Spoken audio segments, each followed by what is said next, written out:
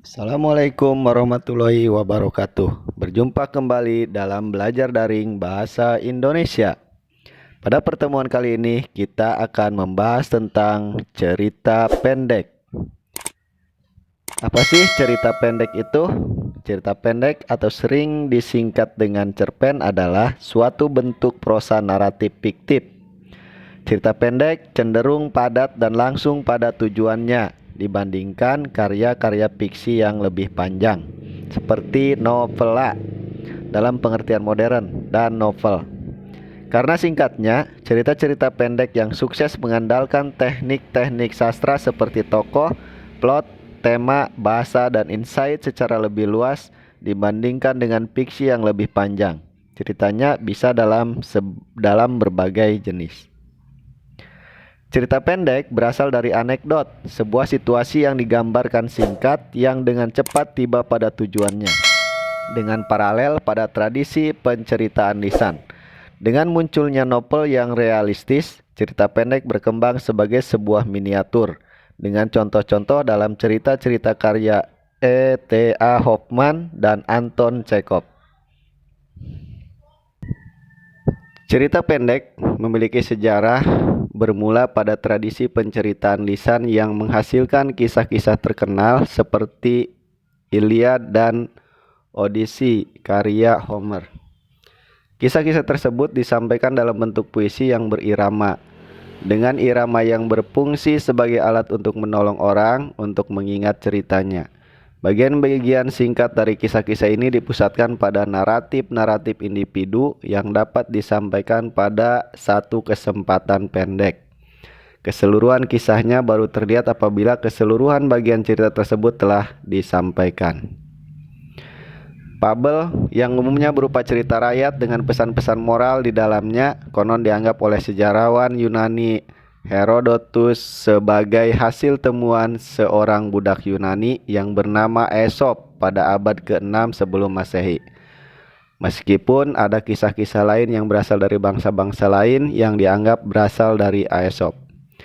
Fabel-fabel kuno ini kini dikenal sebagai fabel Aesop. Akan tetapi ada pula yang memberikan definisi lain terkait istilah fabel.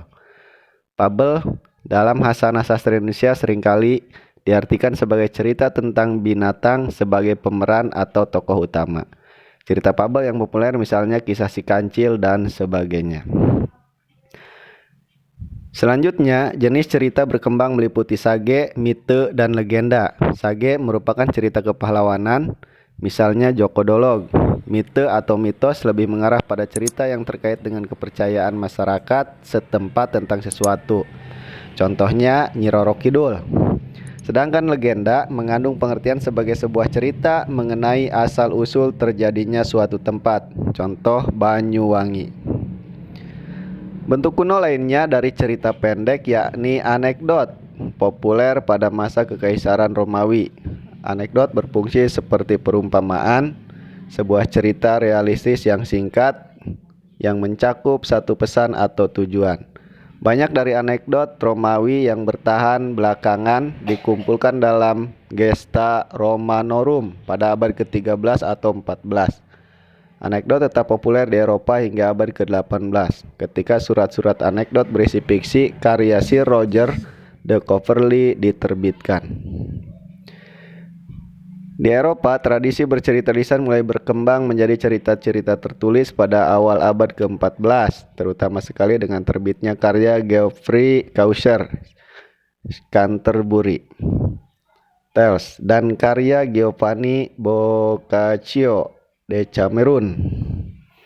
Kedua buku ini disusun dari cerita-cerita pendek yang terpisah yang berentang dari anekdot lucu ke fiksi sastra yang dikarang dengan baik, yang ditempatkan di dalam cerita naratif yang lebih besar, sebuah cerita kerangka.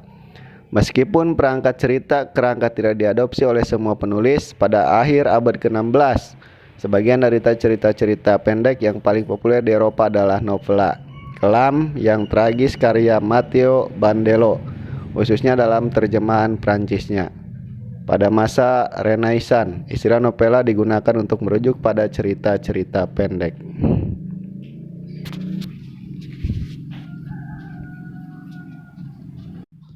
Berikutnya ciri-ciri cerita pendek.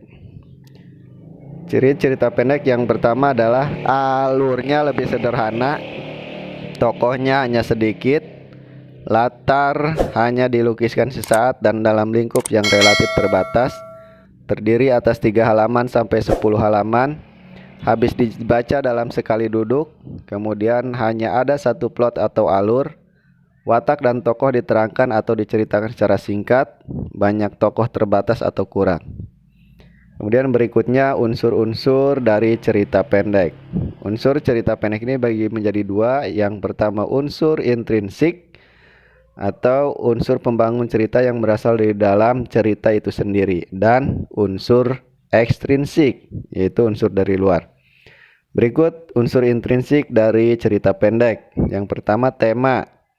Tema yakni titik tolak pengarang dalam menyusun sebuah cerita. Pengarang menentukan tema sebelum mengarang. Pembaca menemukan tema setelah membaca seluruh cerita. Yang kedua, alur atau plot. Merupakan rangkaian kejadian peristiwa yang disusun berdasarkan hukum sebab akibat. Jenis alur ini dibagi menjadi 3, alur maju, alur mundur, dan alur campuran. Untuk tahap alur yaitu pengenalan situasi cerita atau permulaan atau exposition. Kemudian pengungkap peristiwa, complication, kemudian menuju pada adanya konflik atau rising action, kemudian tahap perumitan, tahap puncak konflik atau klimaks, tahap peleraian, dan tahap penyelesaian. Yang ketiga adalah tokoh. Jenis-jenis tokoh ini dibagi menjadi 3, tokoh protagonis, mendukung cerita atau tokoh utama atau tokoh yang baik. Kemudian tokoh antagonis, penentang cerita, biasanya tokoh musuh atau jahat.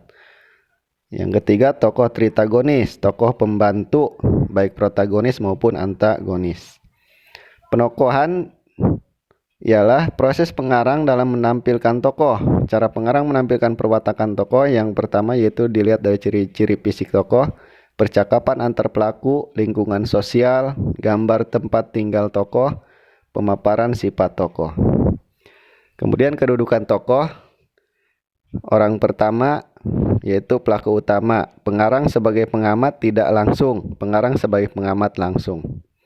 Orang ketiga, sudut pandang serba tahu, sudut pandang terarah. Kemudian unsur intrinsik yang berikutnya adalah latar. Latar tempat, latar waktu, dan latar suasana. Kemudian unsur intrinsik berikutnya adalah sudut pandang. Sudut pandang ialah cara pengarang menceritakan tokoh. Ada 3 sudut pandang yaitu sudut pandang orang pertama yakni aku atau saya. Kemudian sudut pandang orang ketiga yakni ia, dia, atau nama tokohnya. Yang ketiga sudut pandang campuran yakni pengarang membaurkan antara pendapat pengarang dan tokoh-tokohnya. Unsur intrinsik yang terakhir ialah amanat, yaitu pesan yang ingin disampaikan pengarang kepada pembaca baik tersurat maupun tersirat. Amanat disembunyikan pengarangnya dalam keseluruhan isi cerita. Kemudian unsur-unsur dari cerita pendek yang kedua adalah unsur ekstrinsik, yaitu unsur yang tidak secara langsung melekat dan membangun cerita yang berasal dari luar.